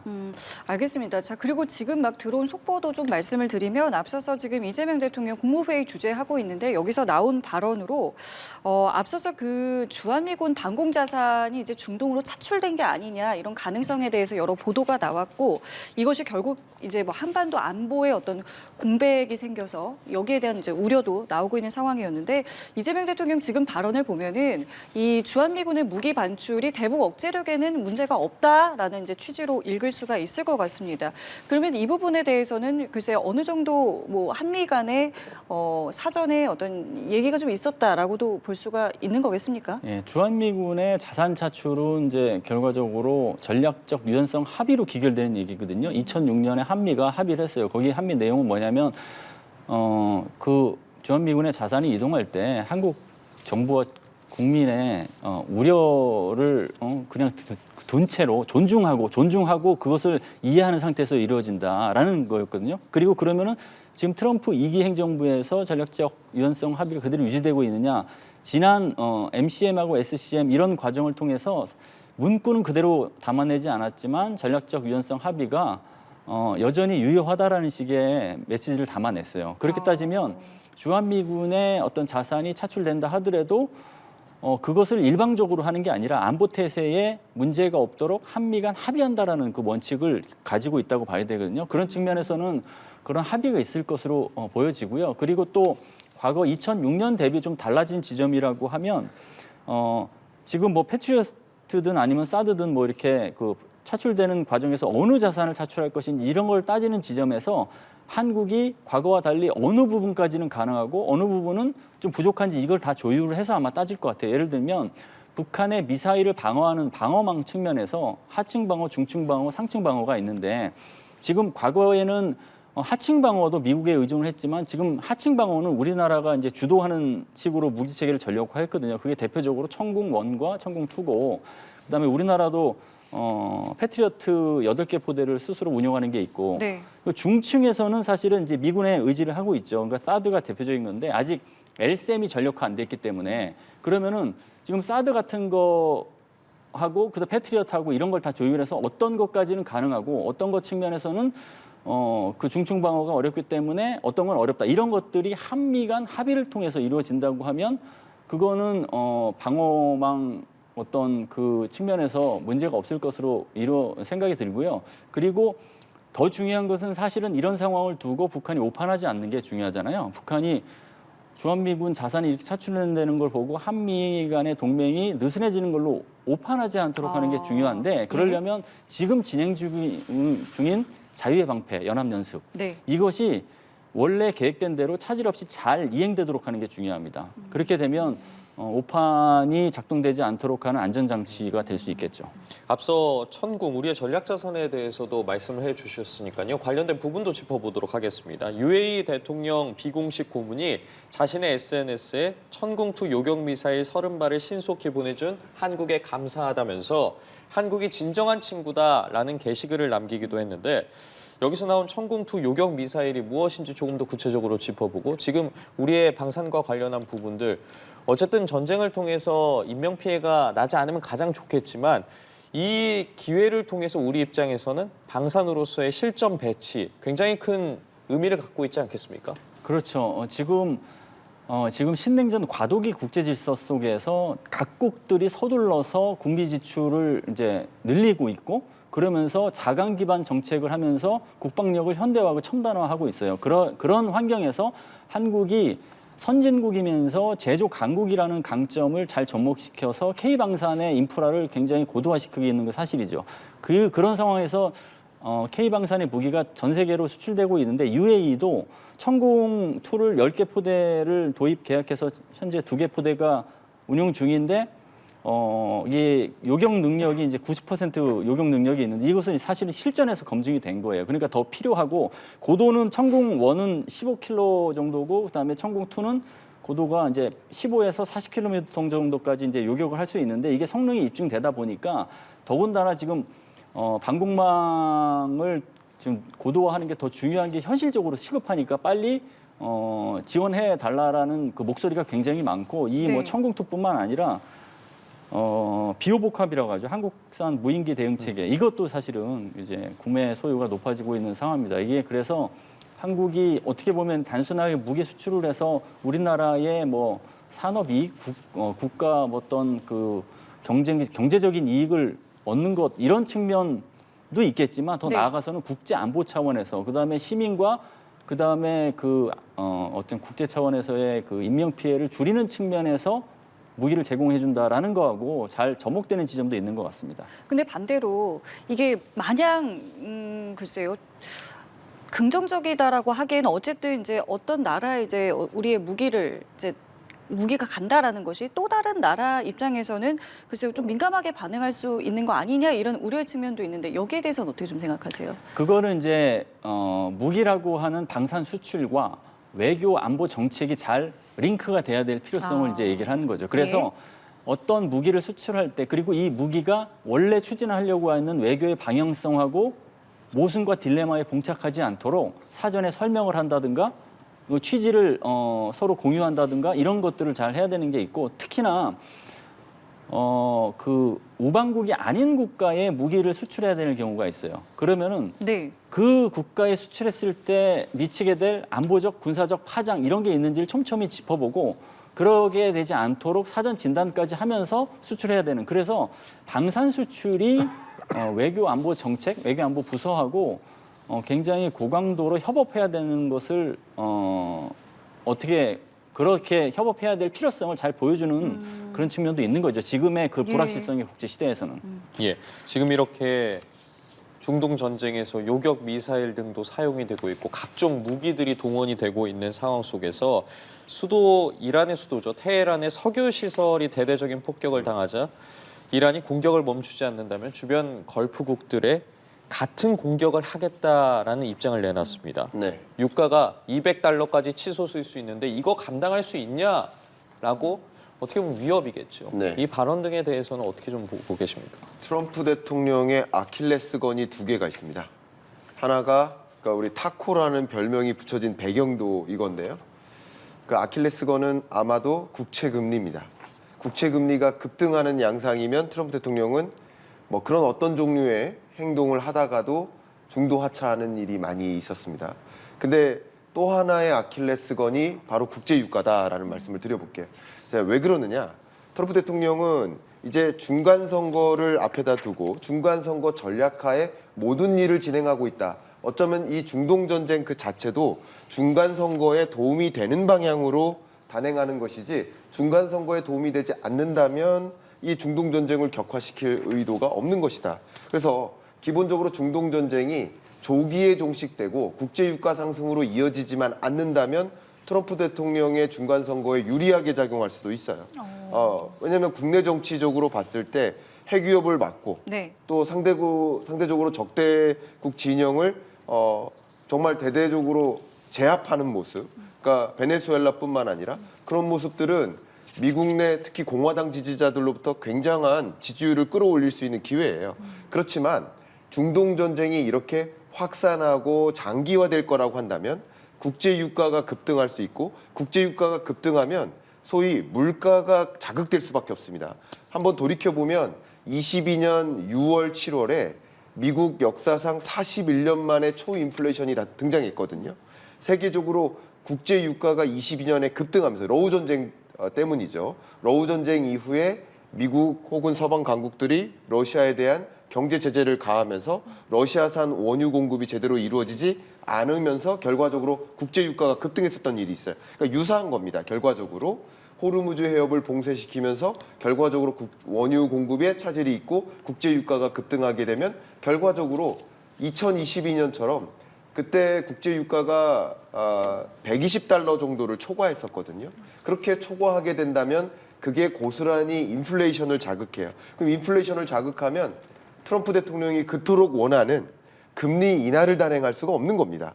결국 금리 인하를 단행할 수 없다면 중간 선거 전략에 굉장한 차질이 벌어지죠. 왜냐하면 금리를 인하하고 뭐 집값이든 주가든 코인 가격이든 여러 가지 자산 가치를 끌어올리는 것이 트럼프 대통령의 중하반기 중간 선거 전략이라고 볼 수 있는데 물가가 이렇게 급등하게 된다면 트럼프 대통령이 원하는 바가 아니고 국제 유가 상승만큼은 트럼프 대통령이 원하는 바가 아니기 때문에 오늘 있었던 이 발언조차도 이 중동 전쟁을 조기에 종식시키고 내가 원하는 뭔가의 성과를 이루면서 국내 정치적인 지지 기반을 갖고 국제 유가 상승은 다시 멈춰서 이 중동 전쟁이 일어나기 전 단계의 수준으로 국제 유가가 안정화되는 이 수준으로 가는 것이 가장 트럼프 대통령이 원하는 바라고 볼 수 있겠죠. 그래서 국제 유가가 급등하면 인플레를 자극하고 금리 인하가 어려워지기 때문에 네. 중간 선거 전략에 굉장히 큰 차질이 일어나기 때문에 결과적으로 국제 유가 상승만큼은 막고자 하는 것이 트럼프 대통령의 굉장히 강한 의지가 되겠다. 이렇게 볼 수 있겠고요. 호르무즈 해협 봉쇄조차도 우리가 지정학적으로도 봤지만 경제학적으로도 접근한다면, 다른 말로 지경학적으로 접근을 해본다면 원유 패권을 장악함으로써, 다른 말로 국제 유가를 컨트롤할 수 있는, 국제 유가를 결정짓는 오펙 플러스 회원국들이 국제 유가를 결정짓는 것이 아니라 미국이 국제 유가를 결정지음으로써 이 원유 통제, 이 에너지 패권은 통화 패권과도 연결이 되거든요. 그런 관점에서 국제 유가를 스스로 결정짓는 나라가 되고자 하는 것도 트럼프 대통령의 굉장히 강력한 의지가 담겨 있다. 그만큼 국제 유가가 급등하는 것이 트럼프 대통령에게는 아킬레스건으로 작용할 수밖에 없다. 이렇게 의견을 드리겠습니다. 그럼 요거 짧게만 여쭤볼게요. 호르무즈 해협 같은 경우에 만약에 지금의 상황이 만약에 해제가 돼요. 그러면은 바로 석유 시장 정상화되는 겁니다. 이것도 어느 정도 시일이 좀 필요한 겁니까? 자, 우리가 구분을 하나 했으면 좋겠는데요. 예. 실물 경제적으로 나타나는 현상과 자본 시장에 나타나는 현상이 완전히 다른데요. 자본 시장, 특히 국제 유가를 지금 말하는 거론하고 있는 선물 시장에서의 국제 유가는 바로 급락합니다. 그러니까 원유 공급이 차질이 없을 것 같아, 호르무즈 해협이 다 풀릴 것 같아 라는 그 소식만으로도, 그런 기대감만으로도 국제 유가는 선물 시장에서 급락할 수밖에 없습니다. 그러나 앞에 말씀드렸던 것처럼 실물 경제적으로는 지금 원유 공급을 좀 줄이기로 결정한 것, 혹은 다시 증산하기로 결정하는 것, 이런 결정들이 내려짐에 따라서 원유 공급량이 또 달리 전개되기 때문에 실물 경제적으로는 그 원유 공급의 차질이 사라지는 일이 천천히 전개될지 모르겠지만 이 선물 시장 혹은 자본 시장에서는 국제 유가가 바로 작용해서 나타날 것이다. 마치 주가가 어제 급락하고 오늘 급등하는 것처럼 네. 이 자본 시장에서 나타나는 현상은 심리적인 기대감만으로도 급등락을 만들 수 있기 때문에 역시 말씀 주셨던 것처럼 호르무즈 해협 봉쇄가 풀린다라는 소식이 만약에 시장에 전달되면 국제 유가는 선물 시장에서 바로 급락할 수밖에 없다라고 의견을 드리겠습니다. 그렇기 때문에 상황을 지켜봐야 되는데 만일 이렇게 국제 유가가 급등을 하게 되는 상황이 계속된다면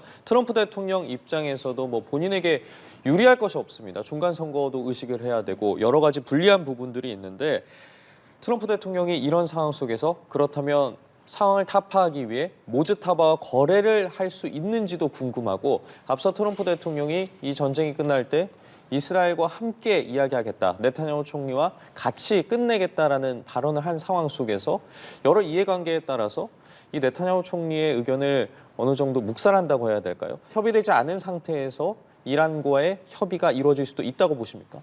우선 이제 트럼프 행정부에서 이제 그 이란하고의 대척점을 보면 크게 두 가지 지형이 있어요. 정치 지도자 간의 어떤 맞대결이 있고 군부 간의 또 맞대결이 보입니다. 정치 지도자는 최고 지도자가 뭐 누가 돼야 되느냐 말아야 되느냐라는 심리전이 펼쳐지고 있는 것이고 예. 이란 혁명 수비대와 그다음에 그 미국의 중부사령부 간에는 어느 곳을 어떻게 타격할 것이고 드론으로는 어디를 타격했고 이런 것들이 주고받아지는 것이거든요. 그런 두 가지 상황에서 결국은 이 군사적인 대척점이 귀결되는 데는 정치적인 어떤 그 목표거든요.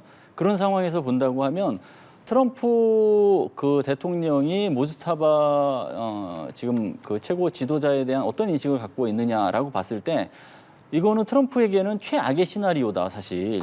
왜냐하면 하메네이 최고 지도자를 제거하기 위해서 3단계 작전 중에서 1, 2, 3단계 중에서 1단계에서 최고 지도자 하메네이를 암살을 이제 참수를 시켰는데 네. 그보다 더 강경파가 나왔다. 그러면은 트럼프 대통령이 지금 제시한 정치적 목표는 원래는 정권 교체를 염두에 두었지만 정권 교체가 쉽지 않다라는 인식 하에서 신정 체제는 받아들이되 새로운 지도자는 친미 정책을 펼칠 수 있는 사람이면 용인하겠다는 식으로 했거든요. 근데 그렇게 되지 않을 가능성이 높죠. 그래서 모즈타바가 오면 지금 당장 뭐 협상의 여건이라기보다는 강대강의 구도가 이어질 가능성이 있고 다만 전쟁 중에도 외교를 하고 결국은 군사적 맞대결의 귀결점은 외교와 협상이거든요. 네. 어느 순간은 협상의 모멘텀이 열릴 것이다. 그 협상의 모멘텀은 저는 그렇게 봅니다. 어느 진영 일방에서 우위를 잡지 못하고 교착 상태에 빠지거나 소모전이 지속돼서 더 이상 이것을 지속했다가는 양측의 손해만 안길 수 있다라는 게 생기면 일정 부분의 양보를 통해서 협상의 창구가 열릴 수 있다. 트럼프 대통령 입장에서는 이런 거 있죠. 그러니까 신정체제 다 유지하고 후계자로서 인정해 줄 테니까 아버지 하메네이와 다르게 열린 마음으로 협상에 임해라. 협상을 하는 척하고 행복에 만들지 말고 임해라라는 식으로 해서 약간 문턱을 낮춰주면 협상을 하겠다는 식으로 얘기하고 모즈타바 같은 경우는 그 지도체제를 인정해 줬으니까 전술적으로 전략적으로는 그냥 아버지 그 어떤 그 유언을 그냥 유지해 가면서 핵 개발도 하고 그다음에 신정체제를 더 고도화하고 강화하고 이런 걸 하겠지만 전술적으로 이때는 협상을 좀 해야 될 때다. 라는 식으로 해서 그 위기를 모면하는 식으로 해서 협상 창구가 열릴 가능성이 있거든요. 이 과정에서 이스라엘은 트럼프 대통령의 특성상 내가 그냥 협상을 하면 되는지 뭘 이 사람 저 사람 불러서 같이 해 라는 어떤 인식이 좀 있거든요. 그래서 이스라엘하고 사전에 협의 안 하고 그냥 먼저 시작할 가능성이 있습니다. 과거에도 그런 상황에서 이스라엘 그냥 패싱하고 이런 것 때문에 이스라엘이 좀 언짢아했던 게 있거든요. 그래서 시장을 같이 했지만 그렇게 할 가능성도 전혀 배제할 수 없고 그런 가능성이 높아지는 경우는 지금 전황이 미국이 생각했던 거하고 다르게 흘러갈 경우에는 그럴 가능성이 더 높아진다. 그렇게 말씀드릴 수 있겠습니다. 혹시 이런 가능성도 여기 있을까요? 교수님께서 말씀해 주신 부분에 100% 공감하고요. 저는 조금 더 지경학적인 관점에서 좀 달리 보는 한 가지 그 시중에 지금 나오지 않았던 한 가지 뷰를 한 가지 공유를 좀 해드리고 싶습니다. 그러니까 트럼프 대통령의 지경학적인 관점에서의 의지에 있어서 중요하게 관찰해야 될 한 가지 변수가 3월 말에 있을 미중 정상회담입니다. 미중 정상회담을 성공적으로 개최하고 나름의 화해의 모습을 갖고 또 중국으로부터 적극적으로 값싼 생필품을 수입하면서 물가 상승률을 잡고 또 금리를 인하하는 수순으로 그게 중간 선거의 전략이에요. 차질 없이 전개된다면 네. 그 전략하에 이 중동 전쟁은 단기간 안에 끝냈다면 뭐 물론 트럼프 대통령의 의지대로라고 한다면 정권 교체도 일어나고 친미 정권으로 바꾸고 핵위협도 그냥 완전히 멈춰버리고 이런 것들을 단기간 안에 끝냈으면 좋겠지만 지금 상황을 보니까 단기간 안에 끝날 여지는 없습니다.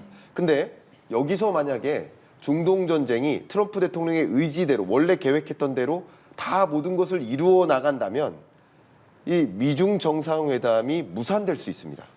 왜냐하면 이란은 중동 국가에서도 이란은 중국이 가장 긴밀하게 소통하는 국가입니다.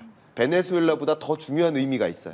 특히 통화패권 전쟁의 결에서도 이란산 원유를 중국이 적극적으로 수입하면서 위안화로 결제할 걸 요구하면서 위안화 결제 비중이 늘어나는 등 이 통화패권 전쟁 등 여러 가지 결에서 이란은 중국에게 굉장히 중요한데 이란과 전쟁을 3월 말까지 지속한다면 중국에서 개최되는 미중 정상회담은 완전히 무산될 수 있고 그대로만 이어진다면 중간 선거 전략상 상당한 차질이 일어날 수 있습니다. 그렇기 때문에 예. 제가 생각하기에는 미중 정상회담이 개최되기 적어도 일주일 전에는 이 중동 전쟁의 지경학적 불안을 완화시켜야만 하기 때문에 원래 계획했었던 목적만큼은 이루지 못한다 하더라도 적당한 범위 내에서 뭐 친미로 혹은 호르무즈 해협을 차지한다든가 어떤 나름의 성과를 만든 다음에 이 중동 전쟁을 다소 완화시키는 그런 경과로 만들어 나가는 것도 트럼프 대통령의 의지에 상당하게 부합되는 것은 아닐까 하는 관점에서 의견도 좀 드려보고 싶습니다. 그래서 지정학적 결도 있지만 예. 경제적인 결에서도 트럼프 대통령의 의지를 생각해 본다면 3월 말에 미중 정상회담도 중요하게 관찰해야 될 변수로서 저는 생각을 하고 있습니다. 사실 그 중국 말씀하셨으니까 중국의 중재 외교 가능성에 대한 이야기도 나오고 있잖아요. 지금 이 상황에서 중국은 어떤 역할을 좀 할 수 있을 거라고 생각을 하세요? 중국은 궁극적으로 2049년 중국몽을 이제 달성한다라고 하는 것은 패권국의 지위를 미국으로부터 이제 물려받겠다라는 것을 염두에 두고 있거든요. 그런 측면에서는 그거에 맞는 역할을 지금부터 좀 해 나가려고 합니다. 러시아 우크라이나 전쟁에서도 중재 외교에 나섰었고요.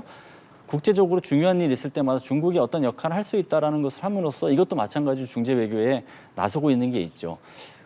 다만 지금 트럼프 행정부의 여러 행보 중에서 중국을 좀 불편하게 하고 좀 갑갑하게 하고 하는 측면이 없지 않아 있습니다. 왜냐하면 지금 미국이 타격하고 있는 국가들이 전부 다 중국하고 친한 국가들이에요. 베네수엘라, 그다음에 뭐 이란 이런 국가들에 대해서 굉장히 군사적인 어떤 옵션을 사용해서 타격을 하는 측면에서는 불편한 게 분명히 있을 겁니다. 그럼에도 불구하고 당장은 전술적으로 좀 손해를 본다 하더라도 전략적으로 이게 뭐 불리하지 않다라는 판단을 하는 것 같아요. 그래서 미국의 이란 공습에 대해서도 직접적으로 그 이름까지 거명하면서 비판을 하지 않고 주권이 존중돼야 된다, 국제법을 강조하는 식으로 우회적으로 얘기하고 있거든요. 그리고 이 메시지가 아까 이제 미중 정상회담 이제 말씀을 하셨는데 미중 정상회담을 이제 성공적으로 하고 싶은 어떤 중국의 의지도 있는 것 같아요. 그게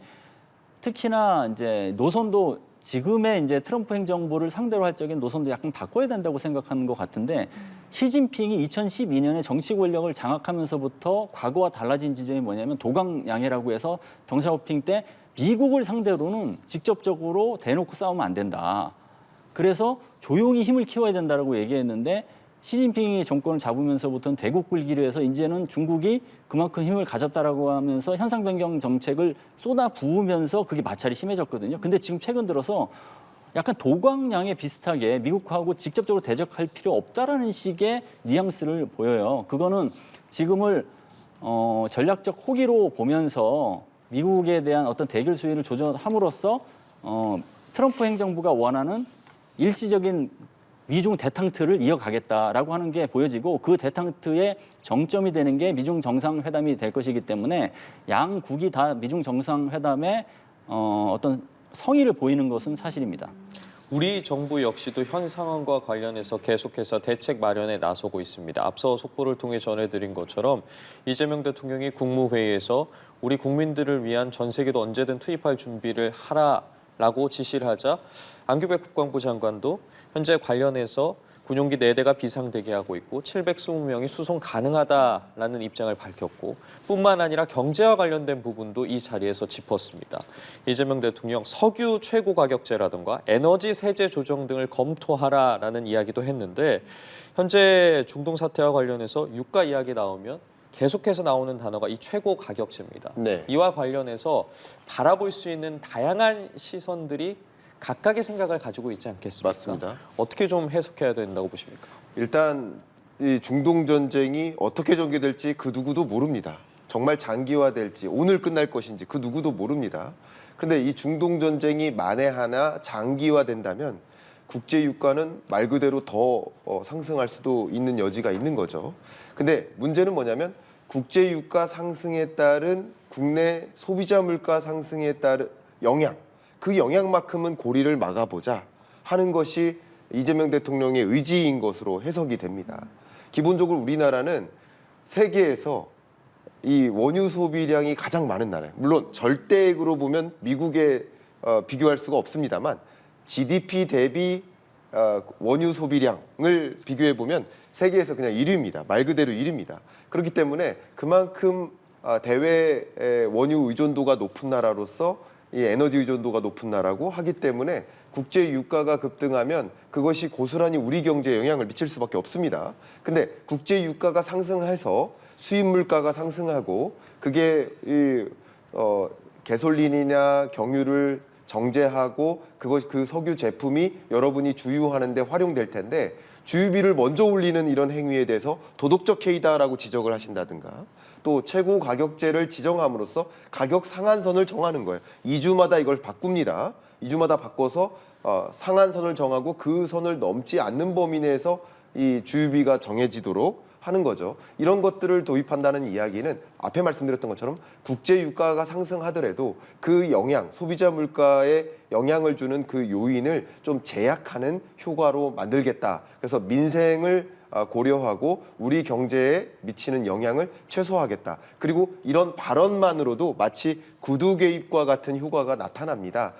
기업들이 알아서 도덕적 해이를 저지르면 안 되겠네. 이때 주유비를 올려버리면 상대적으로 소비자들로부터 지탄을 받겠네 하면서 기업들이 이런 정황들을 지켜보면서 적당하게 주유 가격을 결정하거든요. 그런 관점에서 생각을 해본다면 구두 개입, 직접 개입 이런 여러 가지 영향들이 소비자 물가 상승을 제약하는 효과로 작용할 수 있을 것이다라고 기대케 만듭니다. 예, 자 오늘 참 오랜 시간 이제 두 분과 이야기를 나누고 있는데, 그러니까 지금까지 들어온 어떻게 보면 이제 최신 버전의 이야기는 트럼프 대통령의 오늘 오전에 이제 기자회견, 그 다음에 그 이후에 이란이 이제 보란 듯이 전쟁 끝나는 것은 우리가 결정한다 이 발언이었습니다. 자 그렇다면 이제 말씀하신 것처럼 이 전쟁이 얼마나 길어질지 지금 전혀 알 수 없는 상황에서 앞으로 어떤 포인트에 저희가 좀 주목을 해야 되는지 끝으로 좀 듣겠습니다. 우선 지금 전황이 굉장히 불확실성이 높기 때문에 이 네. 불확실성 속에서 한국이 나름대로의 안정성을 찾기 위한 방책을 따져봐야겠죠. 지금의 이러한 게 이란만의 문제로 끝나지 않고 지정학적인 이 긴장, 그다음에 이 충돌이 확장되는 상황에서 단기적으로 어떤 그 방책을 만들어내는 것도 중요한데 중장기적으로는 과연 얼마나 더 외교 안보적인 안전장치를 만들어낼까, 이것도 같이 고민하는 기회로 활용했으면 좋겠습니다. 예, 알겠습니다. 오늘 두 분 말씀은 여기까지 듣도록 하겠습니다. 지금까지 반길주 국립외교원 교수, 김광석 한양대 겸임교수와 함께했습니다. 두 분 고맙습니다. 감사합니다.